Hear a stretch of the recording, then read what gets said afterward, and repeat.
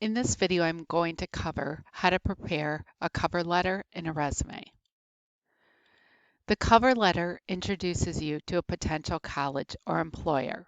It should accompany your resume. The cover letter is a sales letter. It sells your qualifications. It creates interest in the enclosed resume, and it makes a good impression. The contents of the application or the cover letter, you want to be specific, you want to be interesting, and you want to be direct. So the first paragraph, you're identifying the purpose of the letter is why you are writing. Again, be specific. Tell the college or the employer that you're interested in their program. The middle paragraph gives reasons why you're a good choice for the school. Explain your key qualifications, those that best fit the area of study. Express interest in the school. And describe experiences, classes, or skills that relate to the program. You also want to be enthusiastic. The closing paragraph wraps up the letter in a friendly yet assertive manner. You want to be direct. I look forward to hearing from you. Include your email and or your phone number. So the parts of the cover letter are the return address is the first thing that's going to appear at the top of the letter. It contains your complete mailing address and the date. The letter address contains the same address and name of the person or the company or the university to whom you're writing. It's also called the inside address. Salutation. The salutation is the greeting that begins your letter. The body is the message section of the letter. And then the complimentary close. It's a courteous phrase used to end a letter. Phrases commonly used in business are sincerely and cordially. The resume.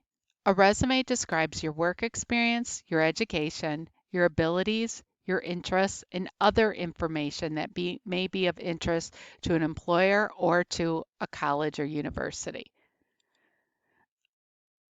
Sometimes a resume is referred to as a personal data sheet. It's a biographical summary or a professional profile. Another name is a vita.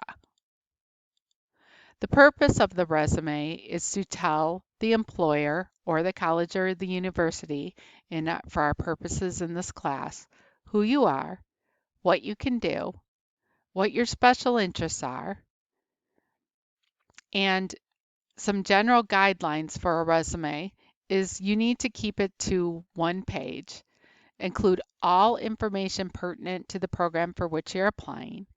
Choose a format that is attractive, professional looking, and easy to read, and proofread it thoroughly for grammar or for typos. So I'm going to reference you or refer you, Barb, assignment to an example in your book, but the different parts of the resume are your personal information should be at the top. Your career objective, this is going to be some sort of a statement as to the program that you're trying to get into. So I'm applying for admission to the engineering program at whatever college. Your education will be Boylan as well as other high schools that you've attended, if that's the case. Your experience will include both work experience as well as volunteer experience. And any additional qualifications. Are you bilingual, for example? Are you proficient in a software program? Then for references, you're always going to say, provided gladly upon request. Do not include any references to your age, to your race, or to your religion. And it's illegal for an employer to ask you any of those things except for age to make sure you're old enough to work. So it's not appropriate to include those things in a resume. When providing references, references should be people that have known you for at least a year and can provide information about your skills, character, and achievements. References should be over age 18 and they should not be people that are related to you. The best types of references include teachers, advisors, current and former employers, counselors, coaches, and adults in business. Be sure to ask permission before you were to list anybody on your resume. But again, for our purposes here, I want you to put gladly upon request.